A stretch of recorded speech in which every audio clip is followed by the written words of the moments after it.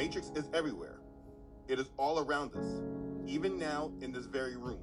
You can see it when you look out your window or when you turn on your television. You can feel it when you go to work or when you go to church. It is the world that has been pulled over your eyes to blind you from the truth.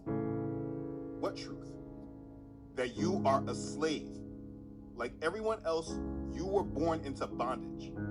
Born into a prison that you cannot smell or taste or touch.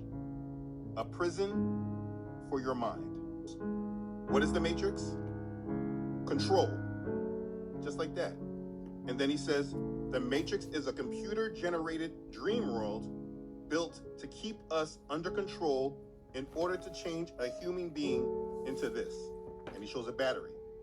So it's a dream world that was built in order to change a human being into a battery, really using it for its spiritual energy. What is the matrix? It's control. The best way to gain control of the most intelligent, powerful species on the planet would be to completely divide them from the love within themselves. And as soon as they are old enough, begin to create an understanding of who they are. Force them into a system that teaches them that it is wrong to be yourself if yourself is different from what is accepted as normal. Confuse them about their own biological makeup so that they think that permanently altering their body is the answer to happiness. I don't think most people realize how much influence and control they are under. So many things that we have been told and we find ourselves doing certain things. It's not because that's what we really want to do. It's only because that's what we've been conditioned to believe, and it's because these are the things that we have been conditioned to see as normal. You see, it's like when I was growing up, I used to love this movie called The Matrix. Up to today, that's my favorite movie of all time. But I realized that ever since I became an adult, I've never really watched that movie. But this weekend, after rewatching that movie, there is so much in that movie. And it got me thinking, in this world that we are living in, we are all acting. Most people are not truly living. And you might be acting 50% and living 50%. Another person might be acting 60% and living 40%. And you can still see it today if you find yourself in a space where they have, little kids. Everybody tell you act right. You stand on a table and you scream or you start dancing out of excitement, and they look at you and they say, act right. And if you think about it, you realize that we are all following a script. We've been told what is normal and what is not normal. And in a way, I don't think we also realize how much this affects our nervous system. And so our nervous system become conditioned or become trained to perceive danger in situations that are supposed to be normal. And so we try to regulate differently, and people will tell you, oh, sometimes just scream in the pillow and let it all out. And that might help you, right? It's like when you're on a boat, but your boat has a hole. And you can keep scooping the water up, right? And that will help you stay afloat, right? But you will always keep having to clear that water out until you patch that hole. And that's how most of us survive. It's like that screaming. Yeah, you scream into the pillow, okay? And now you feel better. But your nervous system is not healed. See, and that's because of the acting. That's because of the constant acting. And this becomes normalized to us. We are all living in a matrix. The matrix is not something hidden. It's just normalized. So I think the real world looked the way it looked in the matrix because, like dystopian, not something that you would want to find yourself in. Because if you try living in the real world, because you see, escaping the matrix is not about living society. It's about waking up while in the society. So the way that you perceive life and the things that you talk about, you see things that most people might be oblivious to. And so you find yourself unsubscribing from the things that they try to sell you. And so other people, when they look at you, they're like, man, that's boring. Like, who wants to live like that, right? And so in a way, and I think it's also that almost in a way loneliness, right? That people might kind of experience once you start plugging out of the matrix, plugging out of the world. Once you stop buying the lies that the world sell to you. And this is the script that we buy. These are the lies I no longer believe. They tell you if you work hard enough, then everything will work fine. Then you'll be successful. But nobody will tell you, even when you look at the people like Jeff Bezos, Elon Musk, Mark Zuckerberg, Bill Gates. See, and they will say, oh, I'm self-made. But nobody will tell you. None of them were actually truly self-made. He came here, he owned nothing. But his father owned a diamond mine. And how do you even come to a different country without having anything? Like, how does that work? You don't move to a foreign country having nothing, having no network, having no connection whatsoever. And Jeff Bezos, yes, he started in a garage. He didn't have anything. But his parents invested over $200,000 into his startup. Bill Gates' mother used to work for IBM. And so he already had that connect to the technology world and so many other things. So, and this is not me discounting the effort or what these people have done, but this is me, this is me in a way just bringing awareness and letting you to realize that there are certain lies. Look, if I create a world or if I am behind a system, you see, for a system to work, people have to believe in the dream that fuels the system. And so I want people to believe that it is impossible. It is possible, right? I want them to believe that it is possible for them to make wealth, that they can achieve anything through hard work, because that's what the system that I have built depends on. There is this quote associated with the Rockefellers, and it says, I don't want nation of thinkers. I want nation of workers. So hard work matters, but that's not the whole equation. That's not the whole picture. Timing, access, support system, luck, sometimes straight up randomness, health, all these things play a huge role. So when I say that this is a lie that I do not believe in, the lie is not that hard work is useless. The lie is that if you're a failure, if you didn't succeed, then it is as a result of you not trying hard enough. Because this turns something that is out of your control, something that is very complex, a complex situation, it turns it into a personal guilt. And and like I said earlier, some of these people came from background where their parents had connections.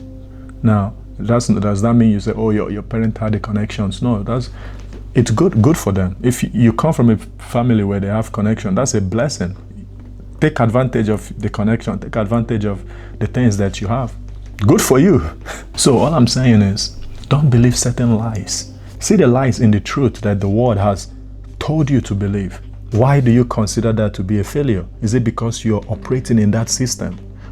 And that's what I mean, right? So for you to, you have to be able to get out of the script. Who told you if you're not here at a specific age, then you're a failure? The only person that told you that is the society. Oh, I'm not married, I should be married. And you start looking at yourself and start finding identity and looking down on yourself because you're not married, because you feel like that's that unspoken rule that you have bought into. No, but your life is your life. You're constantly comparing yourself. And this, again, my friend, is what I mean when I say we are all following a script. So you find yourself blaming yourself, and you will find yourself being burnt out instead of adjusting your strategy, instead of asking for help, instead of questioning unfair system. Sometimes the system is just unfair. That's just the truth. And it's not like you're questioning the system in a way where it's like, oh, this system has to do for me in a way that strips you of your power. But it's in a way where you come to a place where you can see, right? And you're aware. You're aware of the things that are just not right. You're aware of the lie, the abnormal things that they have normalized. And you can begin to unsubscribe from them. Where does your definition of failure comes from? See, just because you're not married at the same age that, oh, it's acceptable to be married, that does not mean you're a failure. Just because you don't have this at this age, or you're not meeting the timeline of the society, and you believe that you should have life figured at a certain age. But that's not life, right? That's a script. We know that life is not a straight line. Life is all about reinventing yourself. This is why we have late bloomers. Some people spent their childhood, their teenage years, their 20s, just surviving. Some spent it healing from the things from their childhood. Some people lost it all. Some people are starting all over. Look, when we believe in that lie, that you should have life figured out, this is timeline, and we buy into those timeline, this makes life uncertainty feel like a personal failure. Uncertainty, it does happen. And I always talk about how, the power that we have, and how, we can come to a place where we begin to, be intentional with the things that we do, to see our life come under alignment. And you can find yourself like, oh, man, I've come so far. Like, why is this stuff happening to me? Do you mean I have to start all over? Do you mean I have to start from this But yes, that's life. How do you interpret it now? Is your interpretation truly coming from you, or is your interpretation of a situation that is not so desirable coming from the word? The word tell you, oh, if this doesn't work out for you, then you're a failure. If that marriage failed, then you're a failure. If your business failed, then you didn't do enough research, you're a failure, it's not for you. See, that's what I'm saying. Or have you come up with your own definition? Oh, if this didn't work, and then you look at it and you perceive things differently to see that, okay, this happened, but this is the meaning that I'm going to assign to it. This happened like this, but that doesn't define me. That doesn't define me. I don't find my identity in that. And okay, I guess I've gone through this. Now I can be wiser. Now I see, okay, this is why this happened. And you can always be at peace. Your nervous system can always be in check because you're not living with fear or regrets. I don't think regret is actually something that we should have. You can always find a purpose for why something happened, or you can assign purpose to it for yourself. And sometimes you might say, okay, I've seen a purpose for me, but you might feel a type of way because you feel like maybe you hurt the other person, or you didn't like the way the situation played out for the other person, but the other person is also, living their life. And if it's something that you feel like you can make right, then you make it right. But, in a way, you shouldn't be consumed by the things that are happening. Now, these are 3 ways that you can stop acting. The 3 ways that you can stop following the script that has been written for you. And one of them is question things. See, you have to question things. You have to question desires, not just belief. Not just why do I believe what I believe, but why do I want that stuff? You see, most people think that freedom comes from getting what they want. But philosophy says freedom comes from asking why you want it in the first place. Now, this is why I love philosophy. Ask yourself, why do I want this? You're breaking your back and you're in a life that you detest. You're doing something that is draining you, literally draining your time, which is the most precious thing that you have, by the way. But you're doing that stuff because you're trying to keep up. You're playing your part. You're a great actor. You're a great actress. You're really playing your part. You've been consumed. And you don't even realize it because you have never stopped to question desires, to question why. And why am I doing this? Is this really what I want? Ask yourself about your goals. Okay? Like, why do I have this goal? Is this something that I really want, or is this something that has been socially engineered, socially installed into me? You see, this is truly where freedom comes from. This is where you start, and then you can begin to live life on your own term. And only you can define what that means to you. Like, would I still want this? Would I still be doing this if nobody sees me, right? Would I still be doing this if I get no praise, if I get no praises from people? Would I still be doing this? Somebody asked me, oh man, you put out good content and good stuff, but it's not getting a lot of traction. It's like, man, I don't know if I could do it. Bro, I do this stuff because I love doing it. I do it because I love doing it. I already talk to myself when there's nobody around. I mean, not like in a crazy way. I promise I'm not going crazy. But, I do have conversation, and I do think to myself. And I love having conversations of this sort. But this is something I enjoy doing it. So it's not about, because if it was about the views, if it was about the numbers, if it was about the people seeing, of course I would have stopped in the 3rd month, 4th month, right? I would have stopped when it was just five or two people. I would have stopped. See, but I know my calling. I know what it does for me and to me. So I have to keep doing it and hope I stay on the right path, clean and pure, and get better and better and better as time goes on. Epictetus said, see, you're not controlled by the word, you're controlled by your attachment to it. The way the system has been engineered makes you to be attached to it.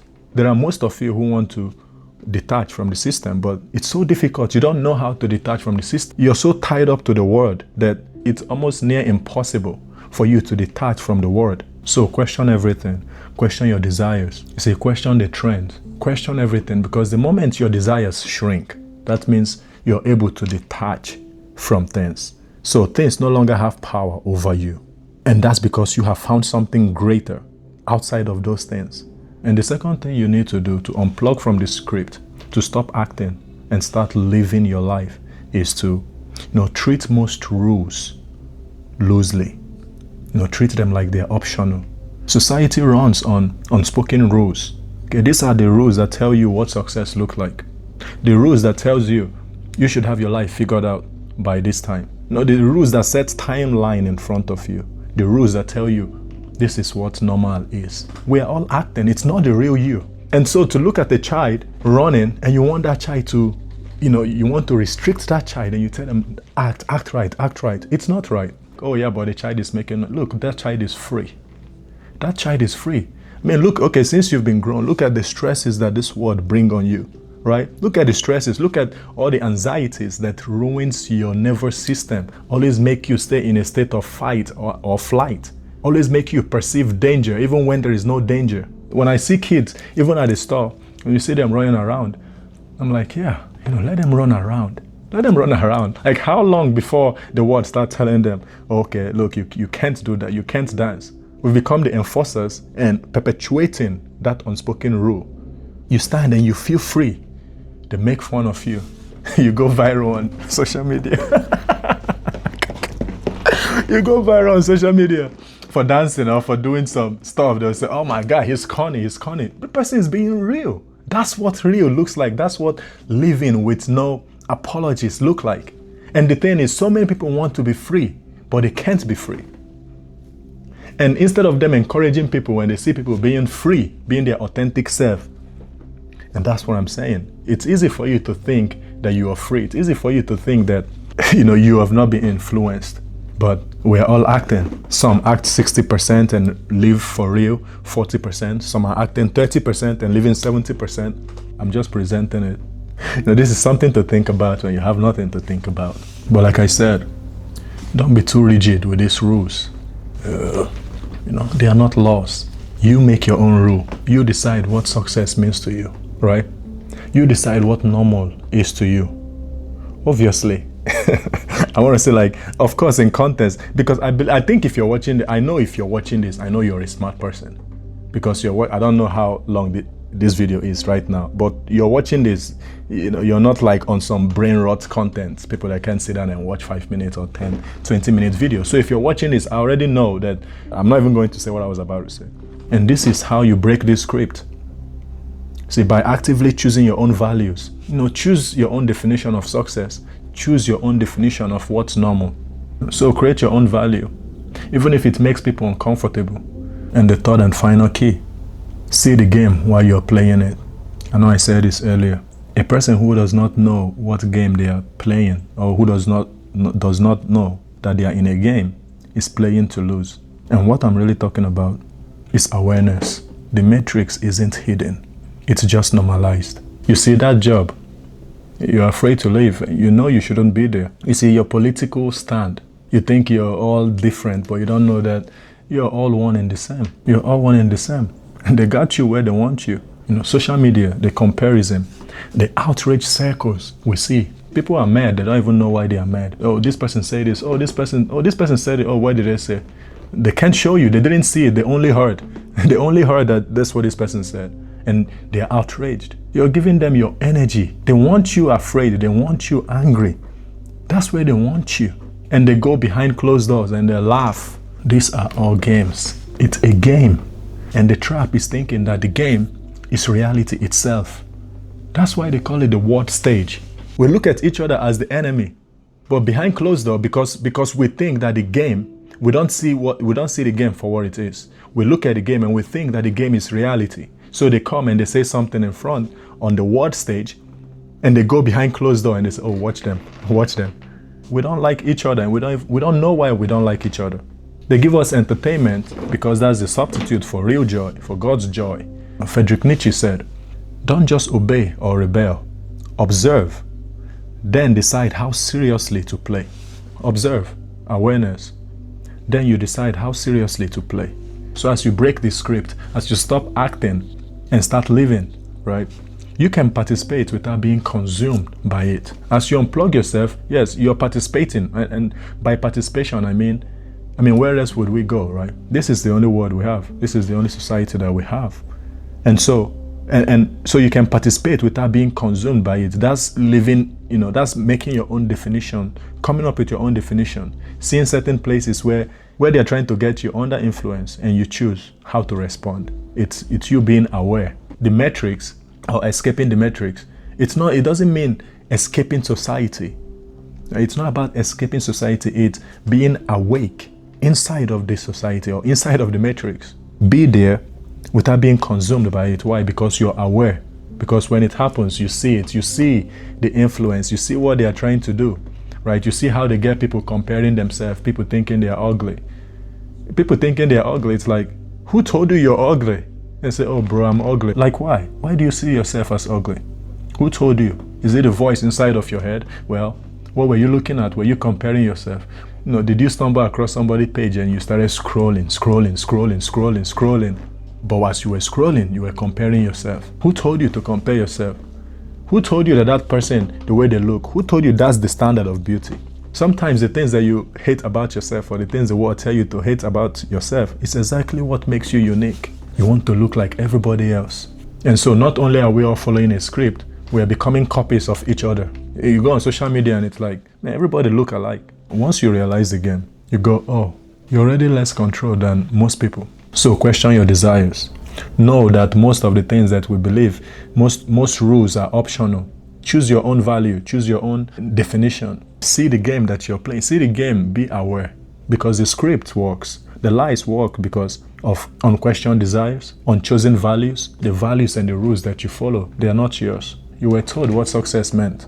And unseen games. These are the things that makes the script. And I know there could be many things, feel free to leave them, add yours here, but I think this is a good start. So I want to finish by reading this. The best way to gain control of the most intelligent, powerful species on the planet, so this is how they would do it, would be to completely divide them from the love within themselves. And as soon as they are old enough, begin to create an understanding of who they are, right? Force them into a system that teaches them that it is wrong to be yourself. If yourself is different from what is accepted as normal, confuse them about their own biological makeup so that they think that permanently altering their body is the answer to happiness. Require their daily attendance at an institution that make them focus only on the information that is provided. So think nothing outside the box, only think within the box. Make them attend that institution from age 5 until an adult and repeatedly test them on the information so that it becomes their truth. And so you think about it and it's like our life can truly become a series of tests. And think about what happened as a student, right? I remember for me, when you were growing up and they tested you on things, the time that you're most stressed in school is when you're having tests or an exam. And so to think that even as you grow up and you start living in this world, so it's almost like you come to a place and you look at yourself, you want to act right, and you constantly are feeling that stress.